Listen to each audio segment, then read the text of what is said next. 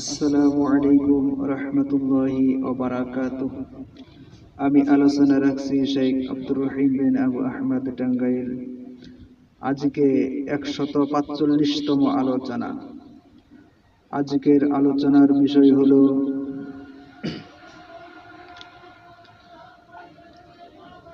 কিয়ামত পর্যন্ত আল্লাহর হুকুম, আল্লাহর বিধান, আল্লাহর দ্বীন কিয়ামত পর্যন্ত কায়েম থাকবে। একটি দল এই আল্লাহর বিধান কায়েমের উপর থাকবে। এই বিষয়ে দুইটি হাদিস আজকে আলোচনা। সহিহুল বুখারী আরবি প্রথম খণ্ড 514 পৃষ্ঠা,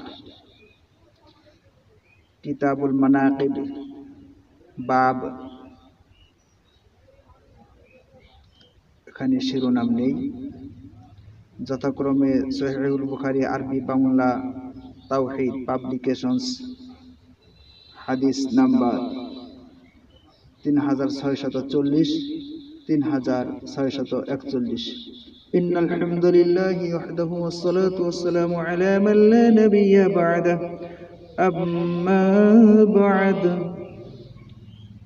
হাদাসানা আব্দুল্লাহ ইবনে আবিল আসওয়াদি হাদাসানা ইয়াহইয়া عن إسماعيل حدثنا قيس قال سمعت المغيرة بن شعبة عن النبي صلى الله عليه وسلم قال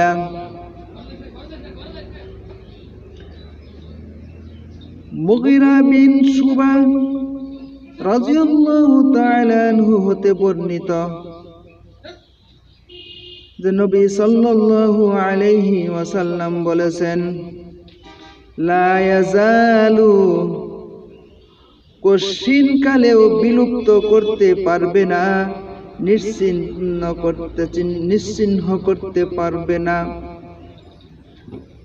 লা ইয়াজালুন নাসু মিন উম্মতি যাহিরিন,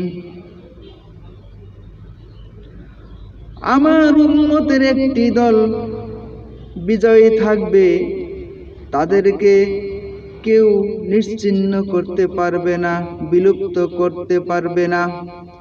হাত্তা ইয়াতিয়াহুম আমরুল্লাহি, কিয়ামত পর্যন্ত বিজয়ী থাকবে।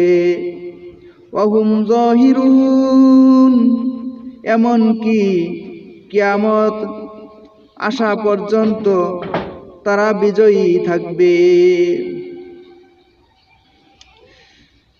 এখানে বলা হয়েছে লা ইয়াজালুন নাসু মিন উম্মতি যাহিরিনা, আমার উম্মতের একটি দল বিজয়ী থাকবে, যাদেরকে কেউ বিলুপ্ত করতে পারবে না, নিশ্চিহ্ন করতে পারবে না। লা ইয়াজালু, কখনো ধ্বংস করতে পারবে না, এরা বিজয়ী থাকবে। ইয়াতিহুম আমরুল্লাহি, আল্লাহর নির্দেশ না আসা পর্যন্ত, অর্থাৎ আল্লাহর আদেশ আসবে যখন পৃথিবী ধ্বংস হওয়ার জন্য, কিয়ামত সংঘটিত হবে, সেই পর্যন্ত এই হকের উপর, দ্বীনের উপর, আল্লাহর বিধানের উপর তারা বিজয়ী থাকবে। হাদাসানাল হুমাইদি হাদাসানাল ওয়ালিদু হাদাসানাল ওয়ালিদু হাদাসানি ইবনু জাবিরিন হাদাসানি উমর হাদাসানি উমাইর ইবনু হানিন আন্নাহু سمع معاوية يقول سمعت النبي صلى الله عليه وسلم يقول, মুআবিয়া রাদিয়াল্লাহু তাআলা আনহু হতে বর্ণিত তিনি বলেন, আমি নবী সাল্লাল্লাহু আলাইহি ওয়াসাল্লামকে বলতে শুনেছি, তিনি বলেন, লা ইয়াজালু, কখনো বিলুপ্ত হবে না, মিন উম্মতি উম্মাতুন কাইমাতুন বিআমরিল্লাহ, আল্লাহর হুকুমের উপর কায়েম থাকবে আমার উম্মতের মধ্যে একটি দল, আমার উম্মতের একটি দল আল্লাহর হুকুমের উপর কায়েম থাকবে, তাদেরকে কেউ বিলুপ্ত করতে পারবে না। লা ইয়াযুরুহুম মান খাযালাহুম ওয়ালা মান খালাফাহুম, তাদেরকে যারা অপমান করতে চাইবে, তাদের সাথে যারা বিরোধিতা করবে, তাতে কোনো ক্ষতি করতে পারবে না। লা ইয়াযুরুহুম, কোনো ক্ষতি করতে পারবে না, কোনো রকমের সমস্যা এবং বিপদগ্রস্ত করতে পারবে না। হাত্তা ইয়াতি আমরুল্লাহি, কিয়ামত শুরু হওয়ার আগ পর্যন্ত, কিয়ামতের আগ পর্যন্ত তারা আল্লাহর দ্বীনের উপর কায়েম থাকবে, তাদেরকে কেউ কোনো ক্ষতি করতে পারবে না। কেউ তাদের অপমান করার চেষ্টা করবে কিন্তু তাও পারবে না, বিরোধিতা করবে তারপরেও তাদের কোনো ক্ষতি হবে না। ওয়াহুম আলা যালিকা, কিয়ামত যখন আসবে তখনও তারা এই দিন কায়েমের উপর থাকবে।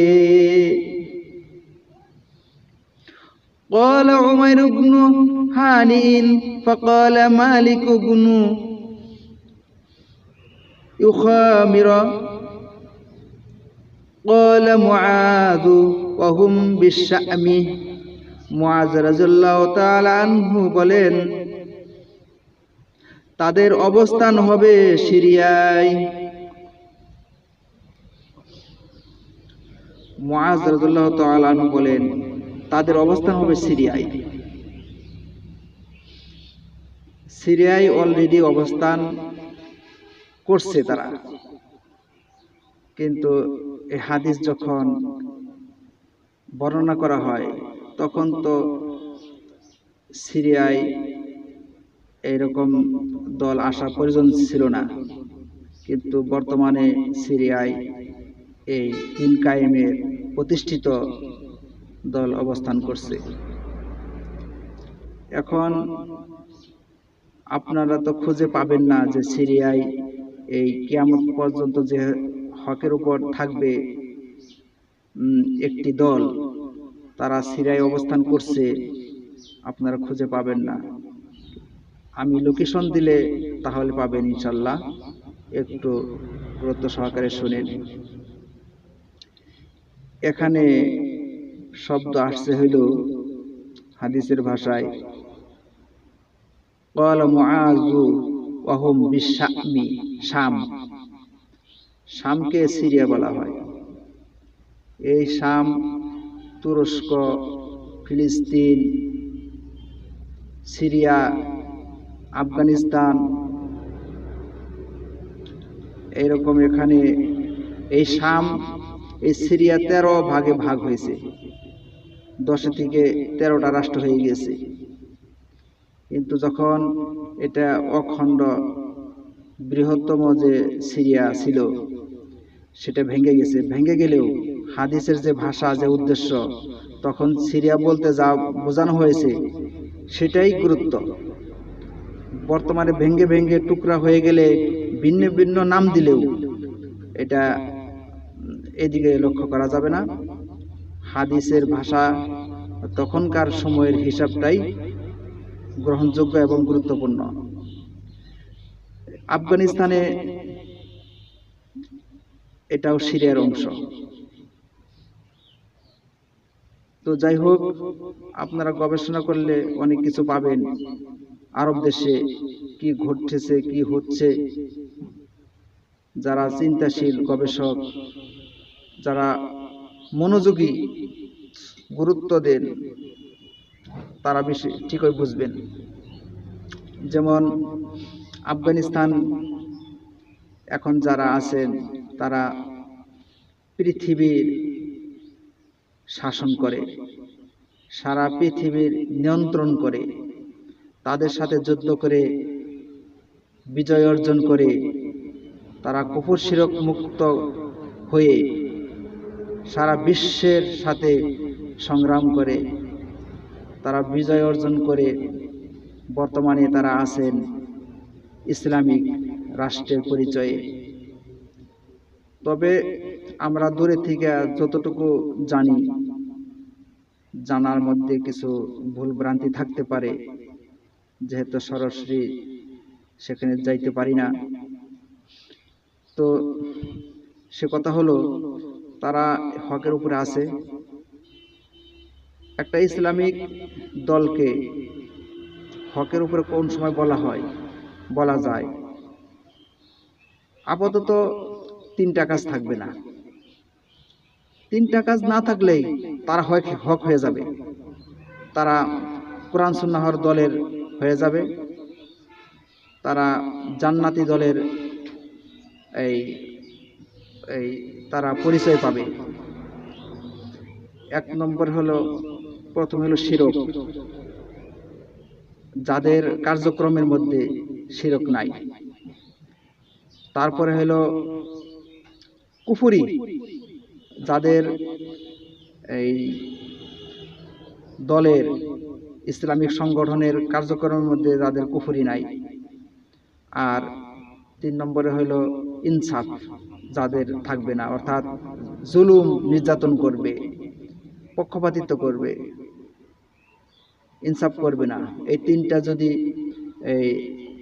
করতে পারে, যে ইনসাফ পূর্ণ, জুলুম মুক্ত, কুফরি মুক্ত, শিরক মুক্ত যদি থাকে, তাহলে সেই দলটা হক হয়ে যাবে, ইসলামী দল। আমাদের বাংলাদেশে এই মাপকাঠিতে একটাও ইসলামী দল নাই, এটা অধিকাংশ হলো ধান্দাবাজি। কয়েকটা আছে, তারা পরিপূর্ণ না। আল্লাহ তাআলা যে বলছেন কিয়ামত পর্যন্ত হক মানে বিজয়ী থাকবে, কায়েম থাকবে, তারা না। কারণ তারা তাদের সাংগঠনিকভাবে তারা কুফরি শিরকিতে জড়িত। কিভাবে? যারা কুফর শিরকের বিরুদ্ধে কথা বলতে পারে না,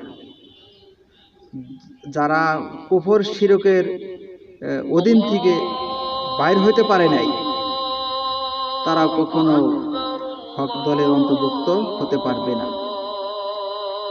যেমন আমাদের শাসন বিধান, আমাদের নিরাপত্তা, শাসন ব্যবস্থা, আমাদের কর্তৃত্ব, এই বিধিবিধানগুলো ইসলামে যা আছে, তার বিরুদ্ধে যদি বিধিবিধান করে, আইন বানায়, আইন তৈরি করে, তা আইন রচনা করে, তাদের খেয়াল খুশি মতো বৈধ করে, অবৈধ করে, এটা হলো শিরক। প্রথমে আল্লাহর বিধানের সাথে যারা পাল্লা দিয়ে বিধান তৈরি করে, তারা হলো মুশরিক, তারা শিরক। তারপরে কুফর, তারপরে মুনাফিক, জালেম, অনেক কিছু এই বিধানি থেকেই। এই জন্য বাংলাদেশে যারা আছে তারা ওই গণতন্ত্র কুফরি রাষ্ট্রের এই আনুগত্য স্বীকার করে তাদেরকে মেনেই তারা ইসলামিক দল করতেছে। তবে ইসলামিক খেদমত হচ্ছে তাদের দ্বারা, খেদমত হচ্ছে, কিন্তু যে জহিরিনা আলাল হক, হকের উপরে যে বিজয়ী থাকবে সেটা না। যে মিন উম্মাতি উম্মাতুন কাইমাতুন, যে আমার নবী সাল্লাল্লাহু আলাইহি সাল্লাম বলেছেন, আমার উম্মত যে আল্লাহ মিন বি আমরিল্লাহ, আল্লাহর আদেশের উপর, আল্লাহর বিধানের উপর যে কায়েম থাকবে, সেই দল না। কারণ শিরক এবং কুফর মুক্ত না হওয়া পর্যন্ত তারা পরিপূর্ণ এই আল্লাহর দ্বীনের উপর কায়েম কখনো বলা যাবে না, বললে মিথ্যা হয়ে যাবে। যাই হোক, আজকে আলোচনা এই পর্যন্তই থাকলো। তো সিরিয়াবাসীদের জন্য দোয়া করতে হবে, শামবাসীদের জন্য। কারণ এখানে ইহুদি খ্রিস্টানদের নজর পড়ে গেছে, তারা অতি সত্বর দখল করার জন্য তারা দ্রুত অগ্রসর হচ্ছে। আল্লাহ তাআলা আমাদের সব মুসলিমকে হেফাজত করুন, আল্লাহুম্মা আমিন। আজকে কয়টি শাব্দিক অর্থ আছে, সেটা হলো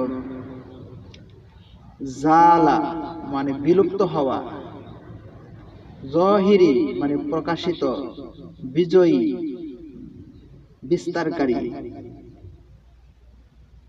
জররা মানে ক্ষতি করা, বাধ্য করা, খজালা মানে পরিত্যাগ করা, ব্যর্থ করা, খলাফা মানে বিরোধিতা করা, খেলাফ করা। এই বলে আমি সংক্ষিপ্ত আকারে শেষ করছি। সুবহানাকাল্লাহুম্মা ওয়া বিহামদিকা আশহাদু আল লা ইলাহা ইল্লা আনতা আস্তাগফিরুকা ওয়া আতুবু ইলাইক। আসসালামু আলাইকুম ওয়া রাহমাতুল্লাহি ওয়া বারাকাতুহু।